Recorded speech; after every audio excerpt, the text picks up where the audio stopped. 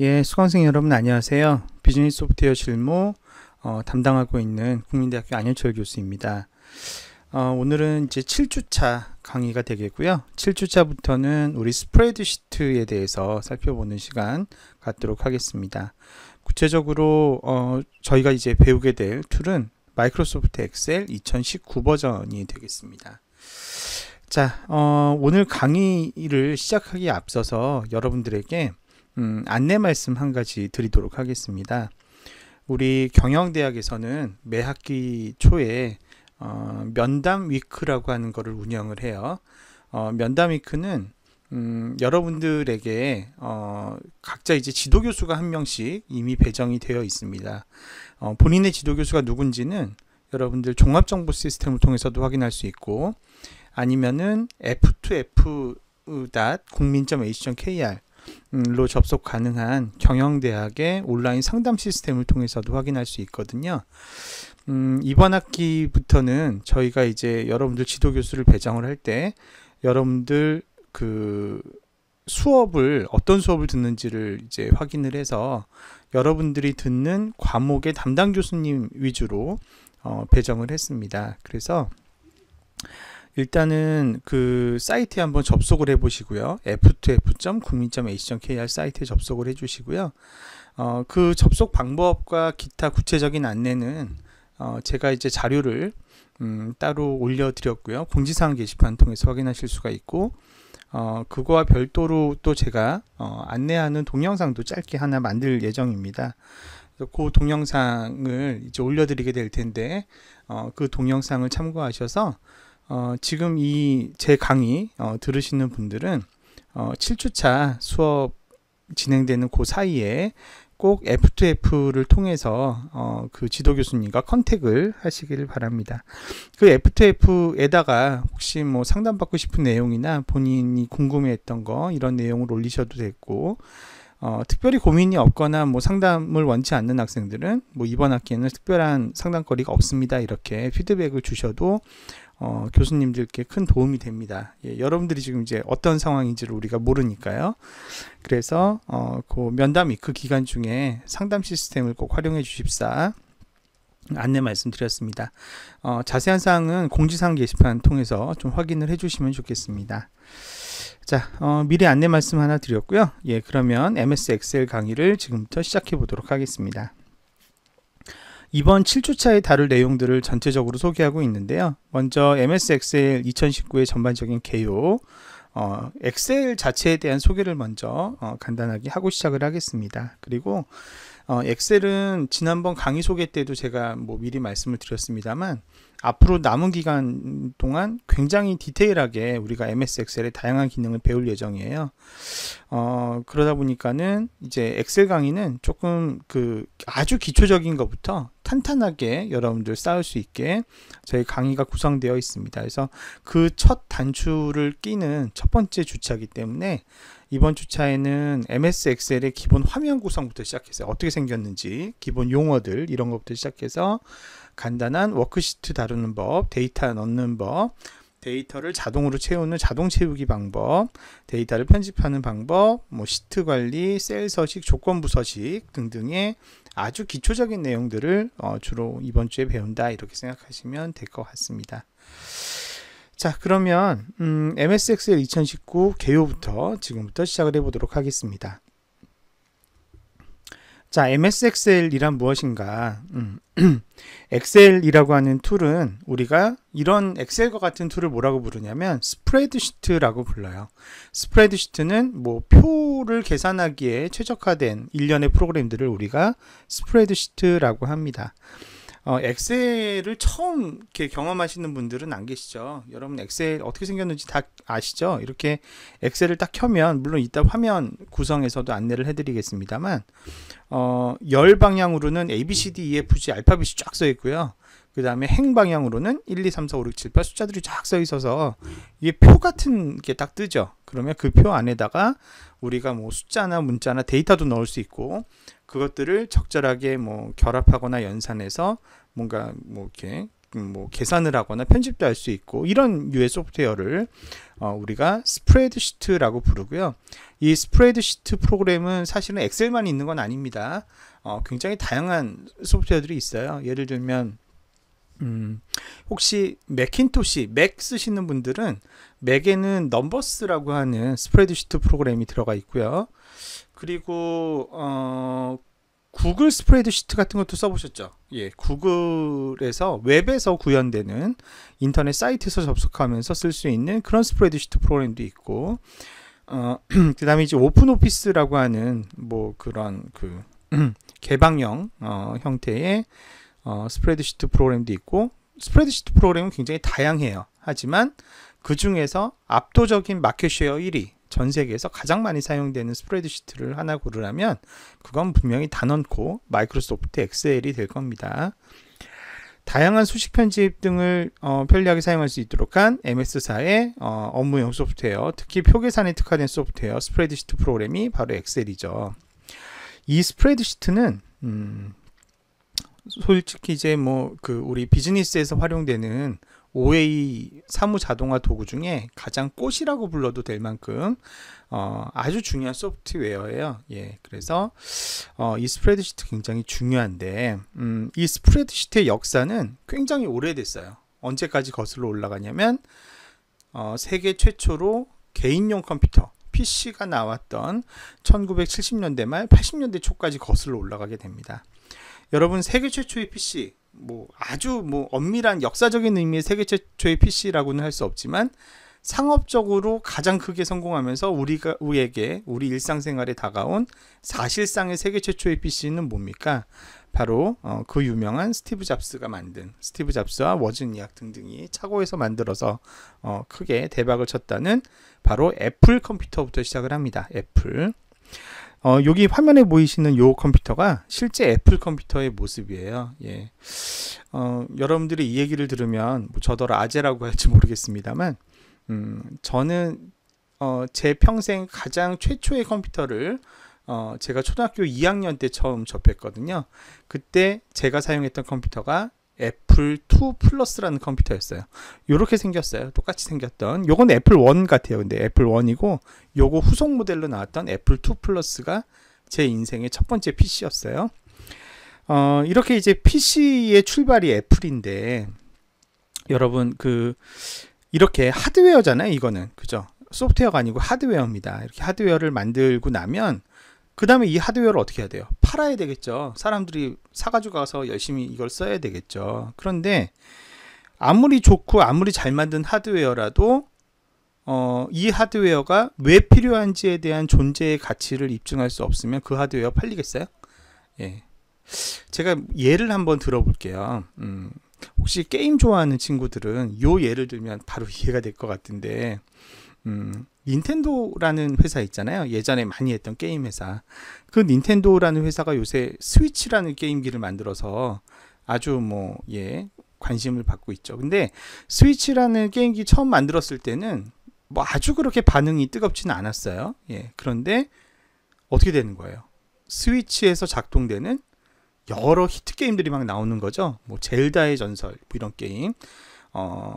최근에 여러분 뭐 동물의 숲이라는 게임 들어봤는지 모르겠어요. 동물의 숲. 뭐 그 게임을 살려고 사람들이 뭐 지금 코로나 19로 혼란한 이 틈에도 막 길게 줄을 서 있기도 하고, 막 뉴스에 나와서 뭐 지금 그 일본 제품 구매하면 안 되는데 뭐 줄 서고 있다고 사람들이 막 욕하기도 하고, 아마 사회면 뉴스에서 본 사람도 있을 건데, 그런 어떤 소프트웨어들이, 동물의 숲 같은 소프트웨어들이 대히트를 치니까 어떻게 되는 거예요? 동물의 숲 하려면 동물의 숲 소프트웨어만 산다고 할 수 있는 게 아니죠. 뭐가 있어야 되죠? 스위치라는 게임기가 있어야 할 수 있잖아요. 그러니까 덩달아서 그 게임기도 당연히 잘 팔리겠죠. 이처럼 하드웨어가 히트가 되고 잘 팔리게 되려면 그 하드웨어를 살 수밖에 없게끔 만드는 핵심 소프트웨어가 있어야 돼요. 이렇게 어떤 하드웨어 구매를 유발하는 핵심 소프트웨어. 그러니까 예를 들면 닌텐도 스위치에서는 젤다의 전설이나 동물의 숲 같은 게임이 해당되는 건데, 그런 어떤 하드웨어의 구입을 유발하는 핵심 소프트웨어를 우리가 뭐라고 부르냐면 킬러 애플리케이션, 줄여서 킬랩이라고 불러요. 킬랩. 예. 그러니까 이 애플 컴퓨터도 처음에 80년대 초반에 이렇게 나왔을 때, 세상에 나왔을 때 요 하드웨어만 달랑 팔아가지고는 사람들의 주목을 못 받았을 거예요. 사람들로 하여금 얘를 사고 싶게끔 만들기 위한 어떤 핵심적인 소프트웨어가 필요했겠죠. 그런데 그 당시 실제로 사람들로 하여금 애플을 막 구매하게끔 만들었던 초창기 애플 붐업의 주역이 되었던 킬랩이 하나 있었어요. 킬러 애플리케이션이 있었죠. 그 킬랩 툴이 뭐냐? 바로 옆에 있는 비지칼크라고 하는 툴이에요. 비지칼크. 자, 이 비지칼크 옛날에는 여러분 컴퓨터에 이렇게 뭐 윈도우 환경이나 이런 거 없었다 그랬잖아요. 도스 시절에 텍스트 치고 막 이랬잖아요. 지금 이 비지칼크 애플2에서 쓰는 비지칼크는 도스도 아니에요. 도스도 아니고 이건 더 옛날. 보시면 옛날엔 텍스트밖에 못 치니까 이렇게 텍스트만 쭉 나와 있긴 한데 어떻게 생겼어요? A, B, C, D 이렇게 쭉 줄이 쳐 있고 1, 2, 3, 4, 5, 6, 7, 8 쭉 줄이 써 있고 되게 뭐랑 비슷하죠? 예, 우리가 현재 쓰고 있는 엑셀하고 너무 비슷하게 생겼어요. 그죠? 생김새는 표 모양으로 생겼는데 상단에는 수식이 들어가는, 예, 맞아요. 엑셀 맞아요. 이게 당시에 최초로 개발되었던 개인용 컴퓨터에서 돌아가는 최초의 스프레드시트 프로그램이 바로 이 비지칼크라고 하는 툴이었어요. 자, 이 비지칼크가 왜 킬러 애플리케이션이 되었을까? 당시 이 소프트웨어를 미친 듯이 구매했던 사람들이 누구였냐면 뉴욕의 월스트리트가에서 활발하게 활동하던 회계사들, 예, 회계사들이 이 애플 컴퓨터와 비지칼크를 미친 듯이 사들였어요. 예, 왜냐하면 그들은 이거를 뭐라고 불렀냐면 신이 내린 선물이라고 불렀대요. 신이 내린 선물이다. 이거는 우리 회계사들을 위해서 하늘이 내려준 선물이다. 왜 그들에게 이게 그 신이 내린 선물이었냐면, 여러분 우리 영화 같은 데 보면 가끔씩 회계사들이 영화에 나오잖아요. 회계사는 어떤 사람들인가요? 영화에서 보여지는 회계사 이미지, 키 작고, 그죠? 그 다음에 이제 깡 마르고 뭔가 되게 깐깐해 보이고, 그리고 이제 안경, 이렇게 동그란 안경 쓰고, 그죠? 그리고 주로 인종은 유태인, 예, 실수가 있으면 안 되는, 그러니까 바늘로 찔렀을 때 피도 한 방울 안 나올 것 같은, 예, 그런 사람들의 이미지로 회계사를 많이 그리죠. 실제로 회계라는 업무는 단 하나의 오차도 있으면 안 돼요. 예, 그래서 원래 회계라는 업무 자체가 뭐냐면 아주 개별적인 건 거래에서 발생되는 여러 가지 숫자들을 이렇게 계정 항목별로 묶어서 합계내고, 또 그 계정들을 다시 묶어서 더 큰 계정으로 합계를 내고, 또 그 계정들을 또 묶어서 더 큰 계정으로 합계를 내고 쭉쭉쭉 했을 때 나중에 우리가 이른바 뭐 대차 대조표라는 거를 탁 이렇게 최종적으로 도출하면 대변의 합과 차변의 합이 탁 일치돼야 되는, 왜냐하면 하나도 이제 오차가 없으려면 내가 뭐 외부로부터 끌어온 돈이 내가 지금 가지고 있는 돈과 정확하게 맞아야 될 거 아니에요. 예. 플러스와 마이너스가 딱 일치돼야지, 잔고와 딱 합이 딱 맞아야지 모든 계산이 완벽하게 이루어지게 되는 거죠. 그런데 예를 들면 아주 초창기에 뭐 거래하는 거래 전표에 예를 들면 1,000원이라고 써 있는데 내가 실수로 그거를 10,000원으로 계산을 했다 칩시다. 그러면 그 1,000원을 10,000원으로 잘못 기재한 게 그 거래를 포함하고 있는 계정 항목의 값을 틀리게 만들 거고요. 또 그 계정 항목을 구성하는 또 더 큰 계정 항목의 값을 망가뜨리고, 또 이거를 얘를 더 참조하는 더 큰 계정 항목을 망가뜨리고, 어떻게 되는 거예요? 순차적으로 초창기에 발생한 작은 오류가 눈덩이처럼 점점 커질 수밖에 없는 게 회계의 본질이란 말이에요. 회계 업무에.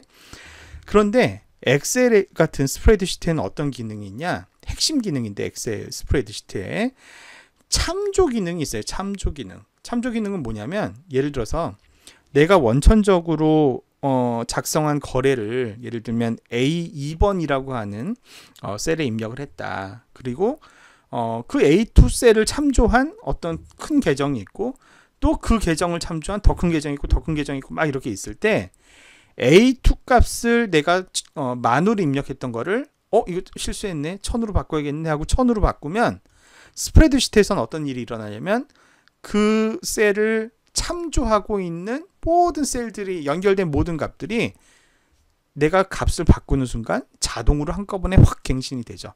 그 기능을 우리가 참조 기능이라고 해요. 셀 간에 참조가 가능하거든요. 스프레드시트는. 그러니까 이런 비지칼크나 스프레드시트가 없었을 시절에는 회계사들이 만약에 작은 실수를 하나 한 거를 나중에 발견했다 그러면 어떻게 해야 돼요? 그 계정과 연결되어 있는 모든 계정들을 다시 주판을 쓰거나 다시 계산기를 쓰거나 다시 계산을 다 새로 했어야 됐죠. 예. 그러면 시간이 많이 걸려요? 조금 걸려요? 어마어마한 시간이 걸리죠. 그러니까 이제 맨날 퇴근도 못하고 밤새고, 예. 그러다 보니까 처음부터 실수를 안 하는 게 굉장히 중요하고, 그러다 보니까 선천적으로 피 한 방울 안 나오는 꼼꼼한 사람들이 회계사를 해야지 적성에 맞는 거죠. 예. 그랬던 시절이 있었는데, 비지칼크 같은 게 이렇게 세상에 나오고 나서 어떻게 되는 거예요? 그냥 간단하게 셀값만 바꿔주면 돼요. 그러면 그거를 참조하는 모든 계정값들이 자동으로 업데이트가 딱 되니까 어떤 일이 벌어지겠어요? 업무 효율이 급격하게 높아지는 그런 일이 벌어지게 되고, 그러다 보니까는 이제 이 비지칼크를 당시 회계사들이 신이 내린 선물이라고 칭송할 정도로, 그러면서 애플 컴퓨터가 불이 나게 팔리면서 오늘날에 이제 애플로 이어지게 되는 그런 계기를 낳았다.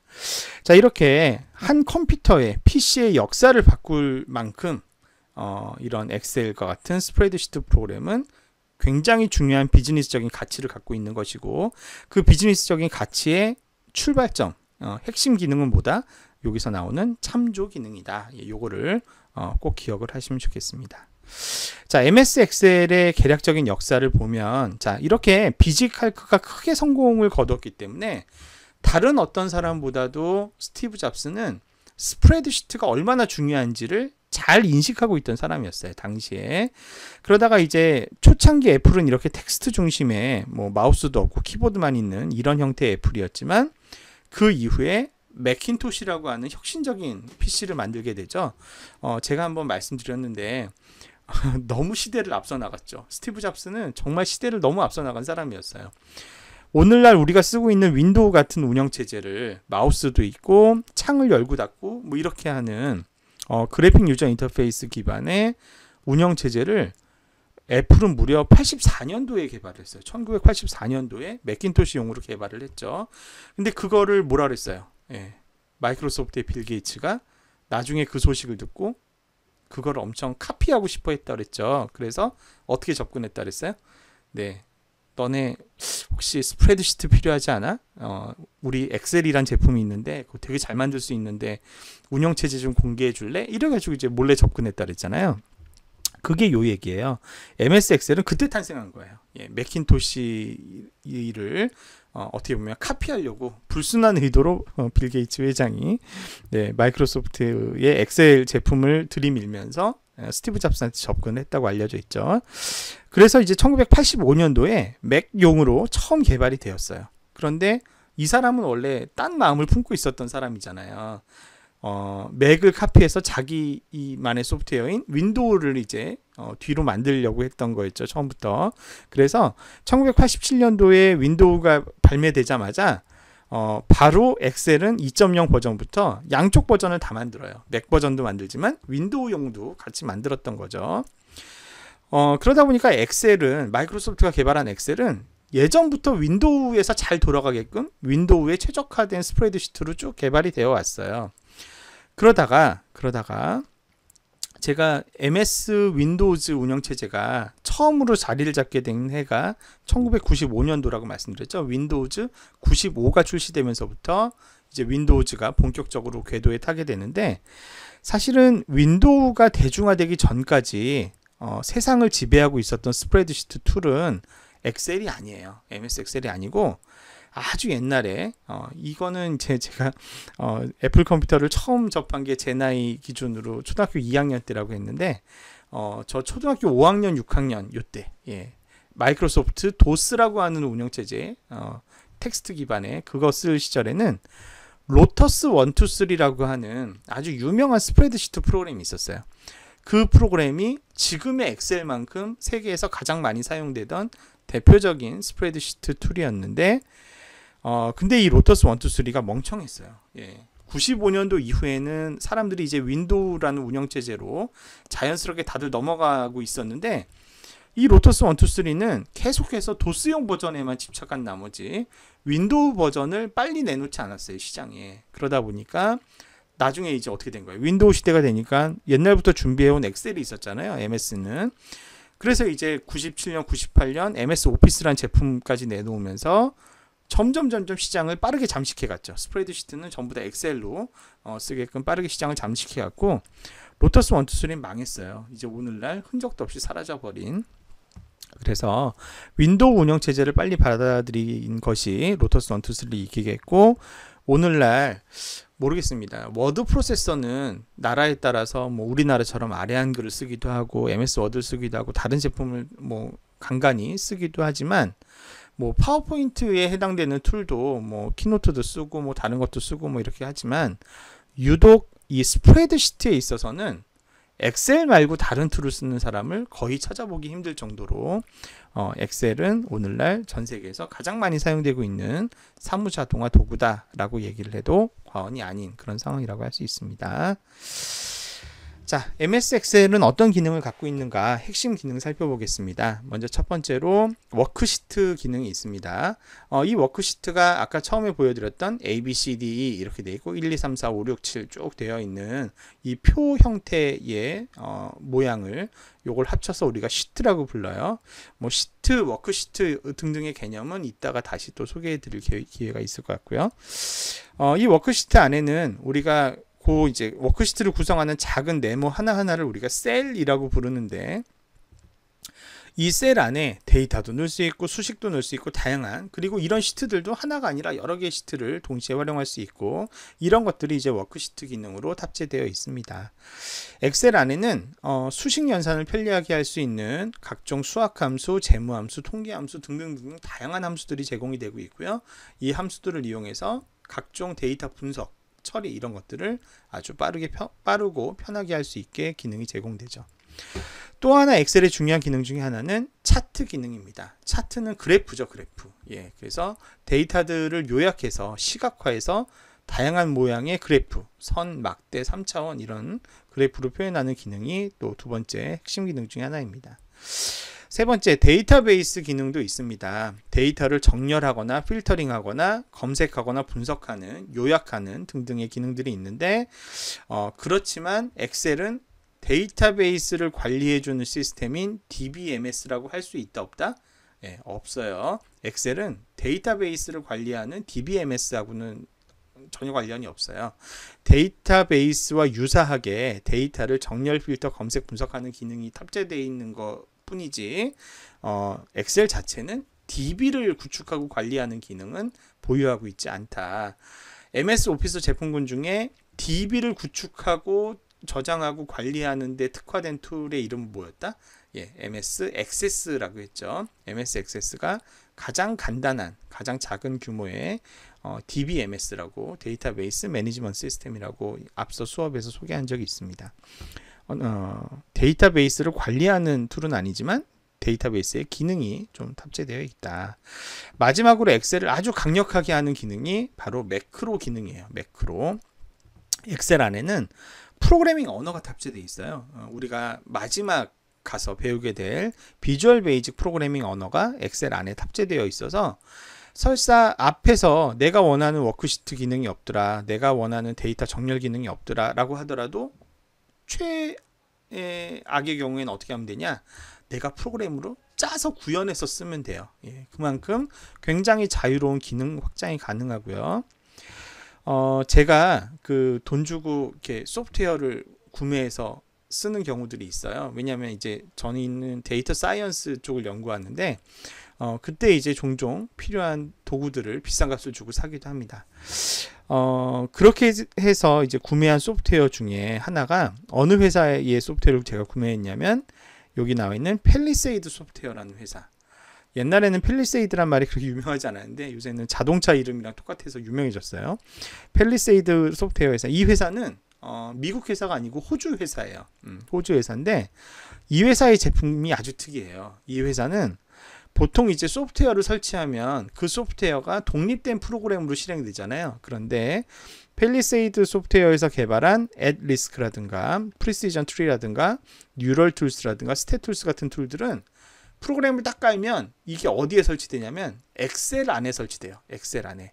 엑셀에 애드인 소프트웨어라는 형태로 엑셀에 탑재되는 형태로 설치가 되는 거예요. 그래서 프로그램을 다 깔고 나면 맨 위에 보면은 뭐 홈 탭, 무슨 데이터 탭 이런 식으로 탭들이 쫙 있잖아요. 그런데 맨 끝에 예를 들면 뭐 add risk 탭 이런 식으로 탭이 있는 거예요. precision tree 탭 이렇게 요 탭이 하나 확장돼서 그 안에 메뉴들이 막 선택되게 있는 그런 형태의 소프트웨어로 판매를 합니다. 그런데 이 회사 소프트웨어가 되게 비싸거든요. 예, 프로그램 한 카피당 200만 원 훨씬 넘어요. 예, 굉장히 비싸게 판매하는데 놀라운 거는 그렇게 비싼 가격임에도 불구하고 엄청 잘 팔린다는 겁니다.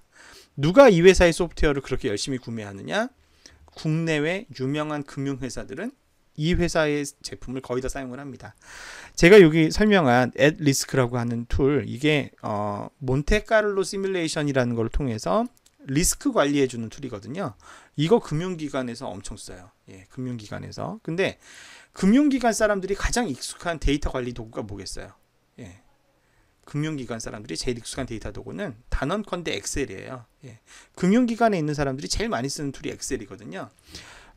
이 앳리스크를 만약에 엑셀에서 돌아가게 만들지 않고 별도의 독립된 프로그램으로 만들었다면 지금과 같은 인기를 얻긴 어려웠을 거예요. 그런데 이 앳리스크를 엑셀 매크로로 만들었어요. 이 사람들이 비주얼 베이직 언어로 매크로를 만들어 가지고 엑셀 안에서 엑셀의 셀들을 참조해 가면서 작동되게끔 만드니까 배우기가 쉽고요. 일단 예, 굉장히 사용자 직관적이고 엑셀을 쓰는 사람이라면 누구나 편하게 쓸 수 있게끔 만든 거죠. 그러다 보니까 금융권에 있는 사람들이 많이 선호하게 되었고, 그러다 보니까 소프트웨어 가격이 비쌈에도 불구하고 매우 잘 팔리는 그런 일이 벌어진 거죠. 이 프리시전 트리는 저희 데이터 마이닝 기법 중에 의사결정 나무라는 기법이 있는데, 그거를 이제 엑셀에서 구현할 수 있게, 엑셀 안에는 그런 기능이 아예 없죠. 하지만 내가 돈을 내고 이 소프트웨어를 구입해서 설치하면 엑셀에서 이제 그걸 분석할 수 있게 하는 겁니다. 뉴럴 툴스는 뉴럴 네트워크라고 하는 인공신경망이라고 하는 데이터 분석 기법, 데이터 마이닝, 인공지능 기법입니다. 그거를 엑셀에서 구현할 수 있게끔 만든 툴이고요. 스탯툴스라고 하는 거는 엑셀에도 물론 간단한 통계 함수들 같은 건 있지만 고급 통계 분석하는 기능은 없거든요. 통계 패키지만큼의 그런 어떤 부족한 고급 통계 분석을 가능케 해주는 툴이 여기 나와 있는 스탯툴스 같은 툴이에요. 이렇게 엑셀 매크로를 활용한 전문 소프트웨어만 개발하는 회사가 있을 정도로 엑셀은 어떻다? 굉장히 강력한 확장 기능이 있다라는 것입니다. 근데 여러분 기억하실 거예요. 제가 매크로의 부작용도 한번 설명을 했습니다. 앞에서. 이 매크로가 이렇게 강력한 프로그래밍 기능이 있다 보니까 이거를 나쁜 목적으로 쓰려는 사람들이 이제 세상에 나타나기 시작하는 거예요. 이런 사람들이 매크로 바이러스를 만들어요. 예, 그래서 겉으로 보기에는 멀쩡해 보이는 엑셀 파일인데 그걸 실행시키면 얘가 자기 복제를 하고 나쁜 짓을 하는 거죠. 내 컴퓨터에 몰래 침투해서. 워낙 강력하기 때문에 그런 짓을 하는 것이 가능해요. 매크로가. 그래서 매크로는 아주 고급 사용자가 아니면 가급적 쓰지 않게끔 유도하고 있고요. 그리고 매크로가 포함된 파일은 확장자도 아예 다르게 구분을 시켜버렸어요. 오피스 2007 이후부터는. 그래서 매크로가 포함되어 있는 파일은 확장자가 XLSM으로 끝나고요. 네, 매크로가 없는 일반적인 엑셀 파일은 XLSX로 끝나게끔 그렇게 파일이 구분되어 있다. 예, 파일이 이 기능에 따라서 구분되어 있다라는 점도 아울러 기억을 해두시기 바랍니다. 자, 이렇게 해서 엑셀의 발전 과정, 역사, 비지칼크 얘기 꼭 기억하시고요. 예, 그리고 엑셀의 핵심 기능은 뭐다? 참조다. 예, 참조. 스프레드시트의 핵심 기능은 참조다. 참조 때문에 비지칼크가 소위 얘기하는 킬랩으로서 애플을 초기 붐업에 기여할 수 있었다. 기억하시고 엑셀의 핵심 기능 살펴봤습니다. 자, 엑셀의 기본 화면 구조 같이 보면서 얘기 더 나눠보도록 하겠습니다. 자, 그럼 이제 엑셀 한번 틀어볼까요? 자, 예, 시작 버튼 누르고 뭐 여러분들 여기서 이제 2에서 엑셀 틀어도 되고요. 저는 이렇게 밖으로 빼놨으니까 여기서 엑셀을 틀어도 되겠습니다. 자, 엑셀을 틀면 여러분 제가 이제 2019 버전을 기준으로 강의를 진행을 하는데 제가 지금 설치된 건 2019 버전이죠. 그런데 엑셀 강의의 대부분의 컨텐츠는 옛날 버전에서 다 되는 것들 중심으로 되어 있어요. 제가 2019에 새로 투입된 기능들은 중간중간 이건 엑셀 2019만 되는 겁니다 라고 여러분들에게 따로 안내를 하겠습니다. 근데 그런 기능은 전체 강의 내용의 뭐 한 5%도 안 되는 것 같습니다. 대부분은 예전 버전에서 다 되는 기본 기능 중심으로 소개한다 이렇게 이해하시면 되겠습니다. 자, 요게 이제 엑셀 실행했을 때의 화면인데요. 전체적인 화면 구조 한번 보겠습니다. 가장 위에 홈, 삽입, 뭐 데이터, 뭐 페이지 레이아웃 뭐 이런 것들 있죠. 요걸 이제 뭐라고 부르냐면 우리 탭이라고 부릅니다. 탭. 오피스 2007 이후부터 이렇게 탭을 눌러서 하위 메뉴를 선택하는 방식으로 우리가 메뉴를 선택할 수 있죠. 자, 그렇게 되어 있고요. 자, 그 다음에 우리가 여기 이렇게 세로 방향으로 보면 A, B, C, D, E, F, G 쭉 이렇게 나옵니다. 그죠? 자, 알파벳으로 쭉 되어 있어요. 자, 요 세로 방향을 우리가 표에서 행이라고 그래요? 열이라고 그래요? 예, 요 하나를 뭐라고 부르죠? 행, 열 뭐라고 불러요? 네. 열이라고 부르죠. 열. 네. 이렇게 열 방향으로 이렇게 예, 네이밍이 되어 있는데 요거를 우리가 열 주소라고 그래요. 주소. 어드레스. 주소. 그래서 열 주소는 어떻게 돼 있다? 알파벳으로 이렇게 A, B, C, D, E, F, G 쭉 돼 있는 걸 알 수가 있어요. 자, 근데 알파벳은 총 몇 개이죠? 알파벳은 총 26글자죠. 그죠? 예. 그래서 A, B, C, D, E, F, G 쭉 가다 보면 이제 뭐로 끝나야 돼요?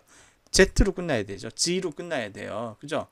근데 열이 앞으로 더 나와야 될 수도 있죠. 우리의 데이터는 26줄만 있진 않을 거 아니에요. 26줄 이상 더 많은 데이터가 있을 수도 있잖아요.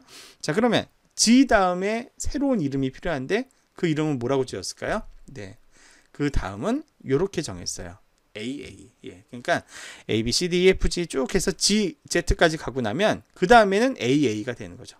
AA 다음에 뭐겠어요? A, B, A, C, A, D 쭉 가서 A, Z가 됐어요. 그 다음에 뭐겠어요? 그렇죠. 그 다음에는 Z가 이제 다시 A가 되면서 한 단위 올라가니까 BA가 되겠죠. 그죠? BA, BB, BC, B 또 BZ가 됐어요. 그 다음에 뭐가 되겠어요? CA가 되겠죠. 그런 식으로 계속 이제 늘어날 수가 있는데 만약에 맨 끝까지 간다면 더 이상 갈 수 없을 때까지 맨 끝까지 간다면 뭐가 나올까요? A, B, C 예, 궁금하죠. 자, 맨 끝까지 끝이 있긴 할까요? 예, 맨 끝까지 가면 어떻게 될까? 자, 맨 끝에 위치가 궁금하신 분을 위해서 제가 맨 끝까지 가는 방법을 알려드릴게요. 어떻게 하면 되냐면 여러분 키보드에 보면 컨트롤 버튼이 있어요. CTRL 왼쪽 하단에 컨트롤 버튼을 누른 상태에서 오른쪽 화살표 한번 눌러볼게요. 자, 컨트롤 버튼 누른 상태에서 오른쪽 화살표, 키보드에 있는 오른쪽 화살표 짠! 뭔가 왔죠? 자, 여기서 더 옆으로 가봐요. 옆으로 가져요, 안 가져요? 안 가져요. 예. 세상의 끝에 도착을 했습니다. 여러분 축하드립니다. 엑셀의 끝에 도착했네요. 그죠? 엑셀의 제일 끝에 열 번호는 뭐였어요? XFD임을 알 수 있었어요. XFD. 예. 요거 외워야 될까요? 네. 외우셔야 됩니다. 우리는 엑셀을 이제 전문적으로 많이 익숙하게 쓰는 사람들이 되어야 되기 때문에 엑셀의 끝열의 주소는 XFD라는 거 정도는 기억을 해 두셔야 되겠고요.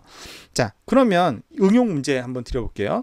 다시 원래 위치대로 제일 앞으로 가고 싶어요. 그러려면 어떻게 해야 될까요? 예, 이건 좀 쉽죠.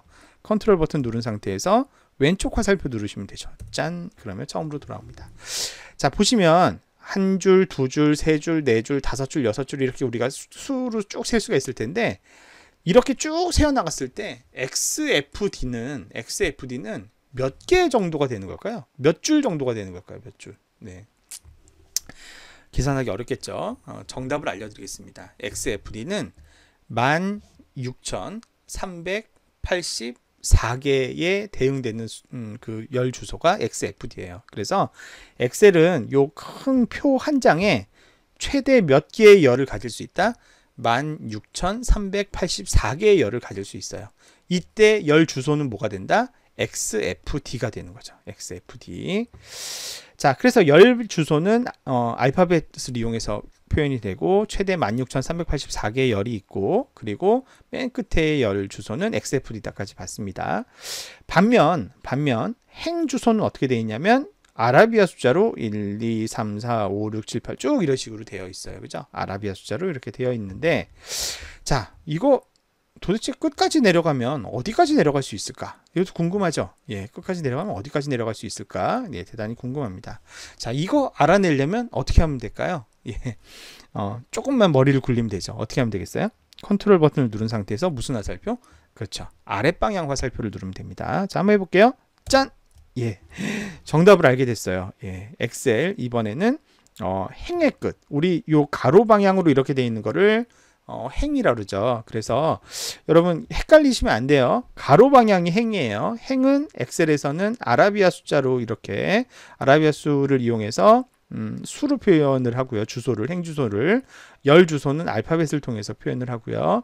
자, 이것도 하나까지 알아두시면 좋겠어요. 여러분, 행은 영어로 row예요. row. R-O-W. row고요. 열은 영어로 컬럼이라고 그래요. 컬럼. C-U-L-U-M-N.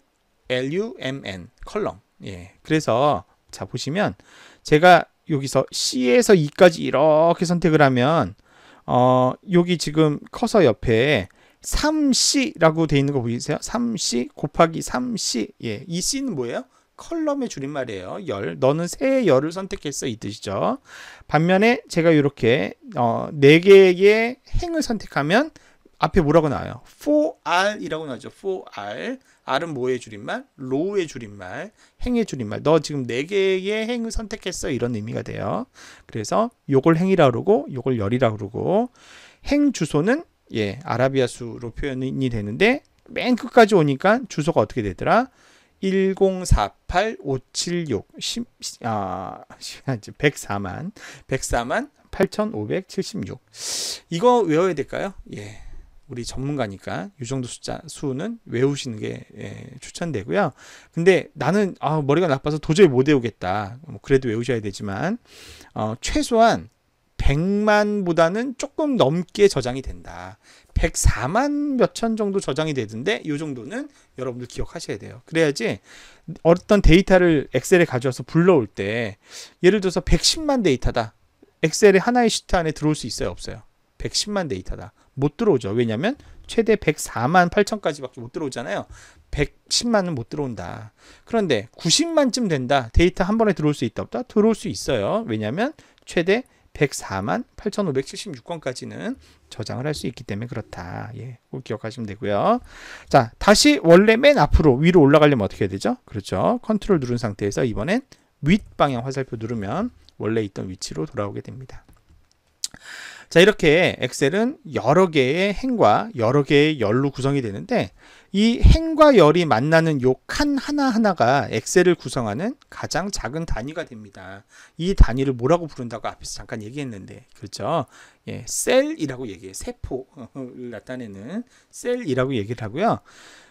우리가 뭔가 데이터를 입력하거나 어떤 뭐 값을 넣거나 수식을 넣거나 할 때 우리는 어디에 넣는 거예요? 행에다 넣는 것도 아니고 열에다 넣는 것도 아니에요. 어디다 넣냐면 셀에다 넣는 거다. 셀은 데이터 입력의 가장 기본이 되는 단위예요. 엑셀에서 데이터를 입력하는 가장 기본이 되는 단위가 셀인데 각 셀이 자, 요 셀과 요 셀, 요 셀과 요 셀 뭐 이렇게 다 다르잖아요. 그죠? 다 다른 셀들인데 그러려면 이 셀의 위치를 나타내는 어떤 주소 같은 게 필요할 겁니다. 이 셀의 위치를 나타내는 그 셀 주소는 우리가 어떻게 정하기로 했냐면 열 주소를 먼저 쓰고요. 알파벳으로 되어 있는 열 주소를 앞에다 쓰고 그 다음에 그 셀에 대응되는 행 주소를 뒤에다 쓰는 걸로 약속을 했어요.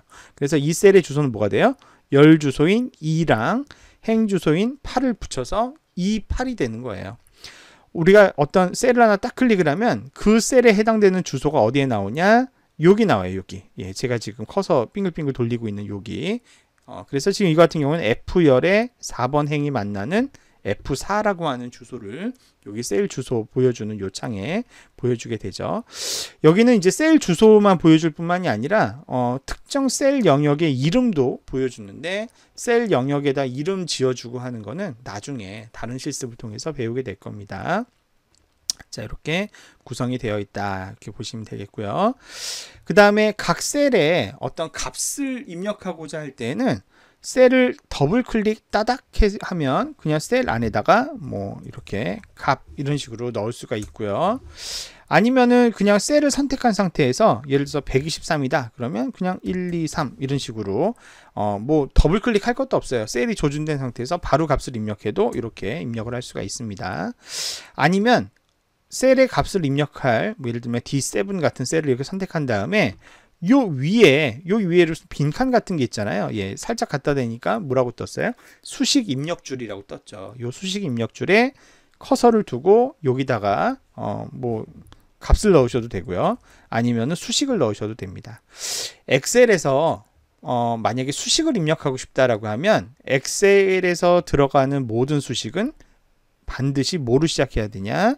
여기 equal이라고 하는 는으로 시작을 해야 돼요. 예, 모든 수식은 는 이렇게 시작하고 여기에 이제 적절한 함수나 수식 같은 게 들어가고, 거기 문법에 맞춰서 치면 그 문법에 따른 함수가 작동이 되게 되는 거죠. 엑셀에는 굉장히 많은 함수가 있다고 앞에서 장점 중에 하나라고 설명을 드렸는데요. 그 엑셀에서 제공되는 다양한 함수를 우리가 다 암기하고 외웠었을 수는 없잖아요. 그래서 수식 입력줄 옆에 보시면 이렇게 fx라고 하는 아이콘이 있는데, 이 아이콘이 함수 마법사예요. 함수를 삽입한 함수 마법사. 요거를 이렇게 클릭을 하시면 여러분이 검색할 수도 있어요. 예를 들면 평균 내는 함수 알려줘. 평균 치고 엔터 딱 치면 이게 평균과 관련된 함수. 이 함수가 여기 이렇게 설명이 나오죠. 이거는 뭐 지검정하는 함수. 요거는 여기 이제 평균 구하는 함수네요. 에버리지. 예를 들면 이렇게 해서 확인 누르고 뭐 여기 함수에서 평균을 내고자 하는 인수들을 이렇게 뭐 이런 식으로 입력을 해주면은 이렇게 지금 뭐 아무것도 없으니까 에러 나긴 하는데 이렇게 함수를 입력할 수도 있다. 자, 값이나 수식이나 이런 것들을 이렇게 클릭해서 바로 입력하셔도 되고, 아니면은 수식 입력줄을 통해서 입력할 수 있다. 이런 것들 지금 간단하게 소개를 해봤습니다. 자, 그래서 다시 한번 정리해 보면 엑셀을 구성하는 가장 작은 입력의 단위는 뭐다? 셀이죠, 셀. 그죠? 이 셀들이 세로 방향으로 이렇게 쭉 모여서 만나면 요게 뭐다? 열이라 그랬어요. 열. 영어로 컬럼. 그죠? 그 다음에 요 셀들이 가로 방향으로 이렇게 쭉 모여서 처음부터 끝까지 쫙 연결되면 이걸 뭐라고 부른다? 우리 행이라고 부른다 얘기했죠. 행. 그죠? 자, 그런데 행과 열이 모두 꽉 차는, 그래서 예를 들면 A로 시작해서 열은 어디서 끝난다 그랬어요? XFD에서 끝난다 그랬죠. 행은 1에서 시작해서 어디에 끝난다 그랬어요? 104857 104만 8576까지 간다 그랬죠. 이 전체 이 네모난 이 바닥을 전부 다 포함하는 이 바닥을 우리는 뭐라고 부르냐? 요 밑에 보시면 시트 1 이렇게 되어 있는데, 이 바닥 표 하나 요 전체를 우리는 시트라고 부르는 겁니다. 시트. 그래서 시트의 개념이 이제 나오게 되는 거고요. 즉 셀이 모여서 행이나 열을 이루고 그 행이나 열이 이 2차원 바닥을 전체 꽉 채워서 구성하게 되면 그것이 이제 하나의 뭐가 되는 거예요? 시트가 되는 거죠. 엑셀은 하나의 시트만 가지지는 않아요. 여기 시트 1 옆에 플러스 버튼이 있는데 이 플러스 버튼 누르고 이러면 이렇게 여러 개의 시트들을 동시에 삽입할 수가 있어요. 자, 여러 개의 시트들이 이렇게 있을 때 지금 보시면 시트 1도 있고 시트 2도 있지만 나는 지금 뭘 보고 있어요? 시트 3를 보고 있죠. 이렇게 내가 지금 작업하고 있는 시트, 내가 지금 사용하고 있는 시트, 내가 지금 선택한 시트, 이 시트는 콕 집어서 뭐라 부르냐? 워크시트라고 불러요. 워크시트. 얘네들은 그냥 시트예요. 다 각각은 시트인데 그 중에서도 내가 지금 현재 작업하고 있는 시트는 따로 띄어서 뭐라고 부른다? 워크시트라고 부른다. 예, 그렇게 이해하시면 되겠습니다. 그리고 이런 시트들이 다 모여서 이 전체가 하나의 엑셀 파일이 되는 거죠. 이런 전체 엑셀 파일, 여러 개의 시트들을 모두 아우르는 전체적인 이 파일을, 엑셀 파일을 우리는 뭐라고 부른다? 통합 문서라고 불러요. 한국어로는 통합 문서라고 부르고요. 영어로는 이걸 뭐라고 부르냐? 워크북이라고 불러요. 책이다 이거죠. 책 안에 여러 챕터가 있는 것처럼 여러 시트들이 여기에 존재할 수 있고, 하나의 시트 안에는 또 여러 행과 열이 있을 수 있고, 그 안에는 제일 작은 단위인 셀이 있고, 이런 식으로 체계가 이루어지는 겁니다. 그러니까 가장 작은 단위부터 큰 단위 나열해 보면 셀이 제일 작은 단위고, 그 다음에는 행과 열, 그것들이 모이면 시트가 모여서 워크북이 되는 거죠. 그리고 워크북 안에는 시트만 들어갈 수 있는 게 아니라 뭐 아까 말씀드렸던 차트도 들어갈 수 있고요. 그 다음에 매크로 프로그램도 들어갈 수 있고요. 아무튼 모든 저장의 단위는 이 통합 문서 워크북 단위로 우리가 파일을 기록하고 열고 저장하고 관리한다. 여기까지 이해하시면 되겠습니다. 그 이외에 옆에 보시면 이렇게 스크롤바 같은 것도 있는데요. 예, 요것도 뭐 너무 당연한 거고 중요하지 않으니까 넘어가도 될 것 같아요. 이렇게 해서 전체적인 엑셀의 화면 구조까지 한번 쭉 살펴봤습니다. 예. 그래서 이번 1강에서는 엑셀의 역사, 그 다음에 이제 엑셀의 발전 과정, 그리고 엑셀의 주요 기능, 그리고 기본 화면 구성까지만 우선 살펴봤습니다. 요 다음 내용부터는 저희가 2강에서 다시 설명을 해야 될 것 같습니다. 자, 그러면 일단 1강은 여기서 마무리하겠습니다. 예, 수고하셨습니다.